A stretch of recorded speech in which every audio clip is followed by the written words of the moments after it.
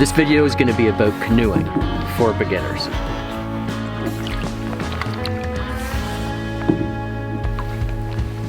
So hey everybody, my name is Jason and I've been paddling canoes for most of my life and also have built several of them.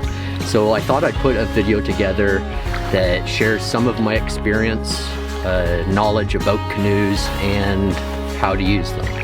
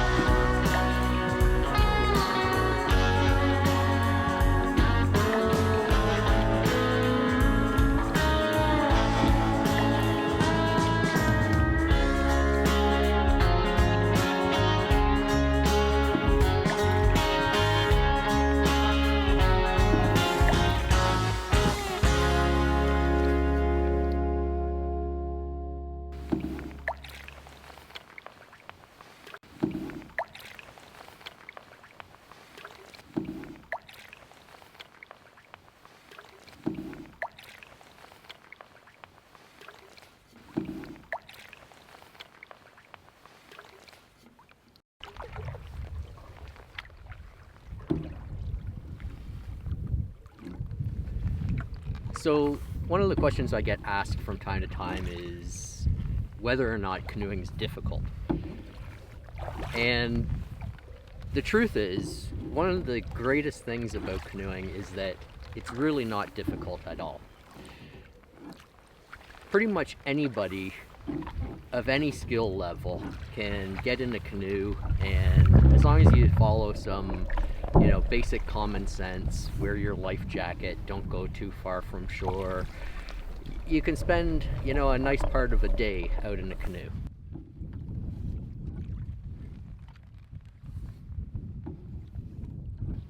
One thing I'd say is that canoeing is also very weather dependent. You can go canoeing in pretty much any weather, but beginners, to hit the water on a nice, calm, sunny day,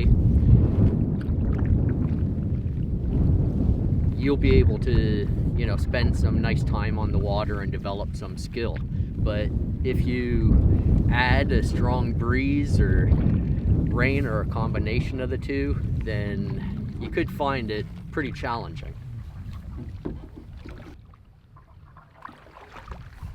And there's really only a few techniques that you need to learn. Of course, the more you enjoy it, the more you'll want to learn, and really there's a lifetime of learning available.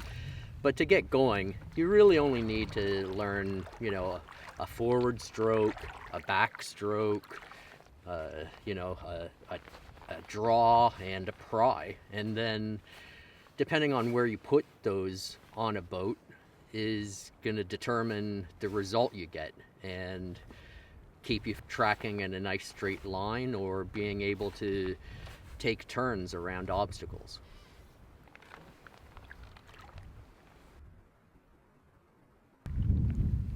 If you're new to canoeing and are interested in canoe tripping, then I recommend you check out one of my videos of truly it was an epic canoe trip last summer, one of my favorites.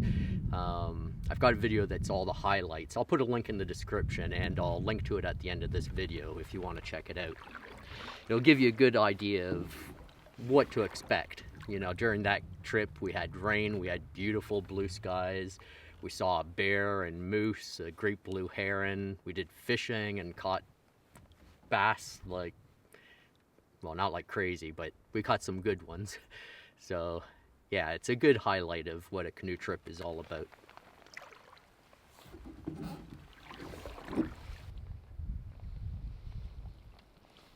As far as paddling strokes go, I'll get to those later on, but probably the next question that I get asked pretty commonly is, do you have to kneel while paddling? So you don't need to kneel, but when you kneel, you lower your center of gravity and you connect better to the canoe. so you can feel the way it's moving sitting, and I think that you even get a little bit more power in your stroke. But there's nothing wrong with sitting up on the canoe seat, and I think most people will sit up on the canoe seat most of the time.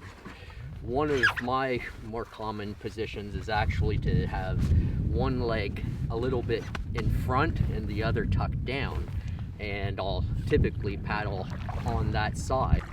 And by doing that, I can put my opposite hip forward a little bit, and then it helps me just with some hip rotation so that all of my paddling isn't just in my upper arm. And when my legs get a little bit tired, I'll switch sides and I'll paddle on the other side. But like I said, kneeling does allow for better stability, better balance, better connection with your boat, and when paddling solo, which I'm doing, it's probably just better practice. So I find myself going between sitting up on the seat and kneeling down. Kneeling has its advantage of lowering your center of gravity and being more stable in your boat. So when paddling solo, it's definitely beneficial, as well as in you know, if the waves pick up or a bit of a wind, if you have a pet, a dog in the canoe with you, or children, or inexperienced paddlers, kneeling is definitely going to be more stable for everyone.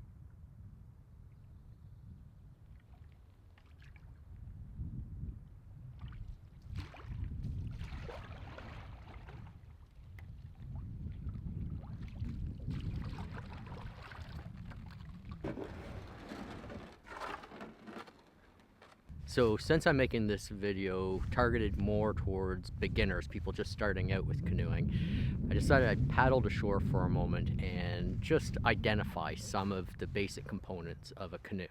Okay, so today I'm canoeing with my cedar strip canoe that I custom built a few years ago. So this is a solo canoe. It only has one seat.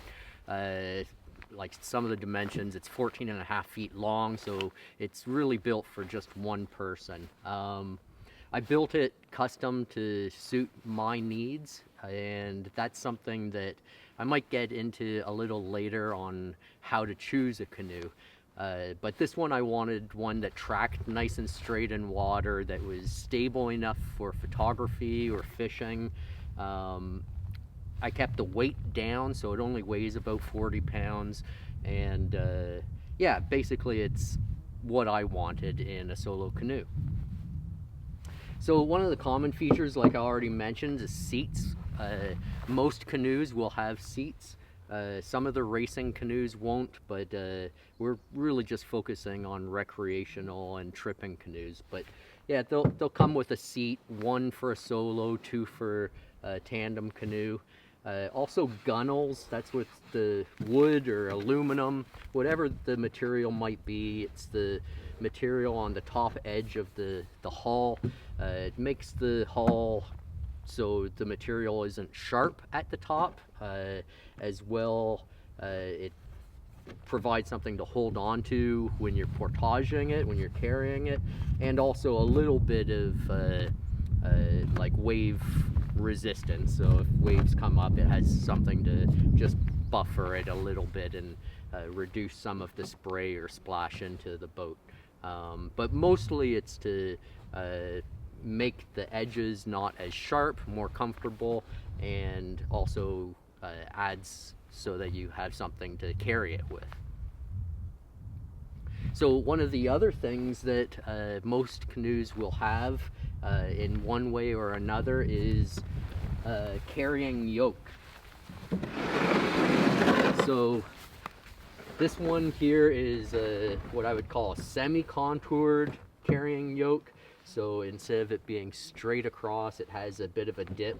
You can get some that are carved out quite nice and comfortable, and others will be just straight across.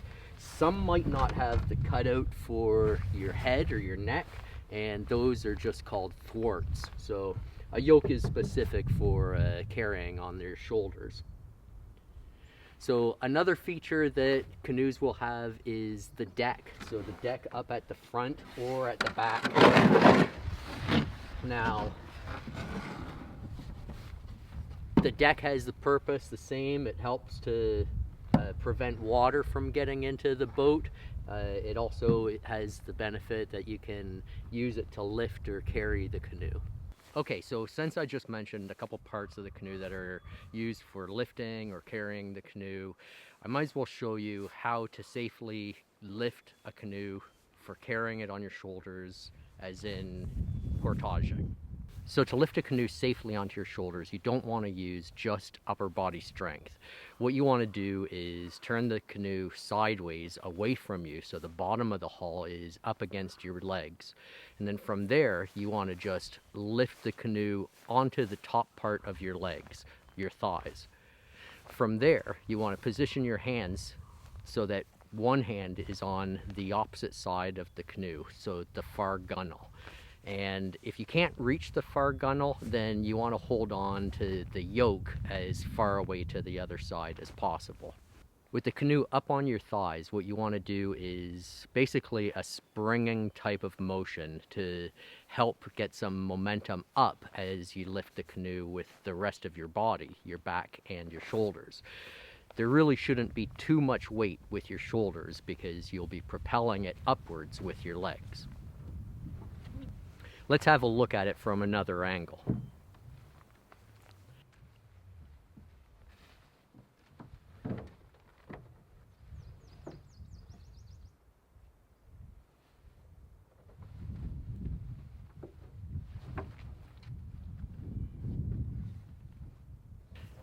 And then putting down the canoe, what you want to do is rotate the canoe slightly. If possible, if you have enough balance, rotate the canoe completely sideways. You'll have the yoke on one shoulder now.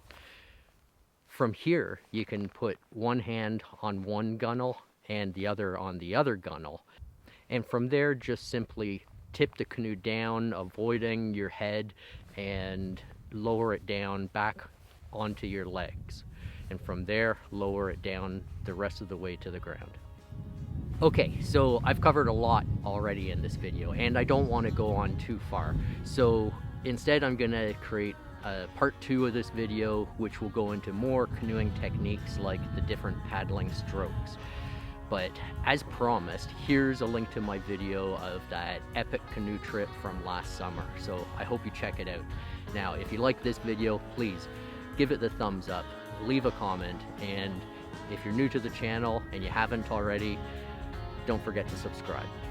Okay? Thanks for watching.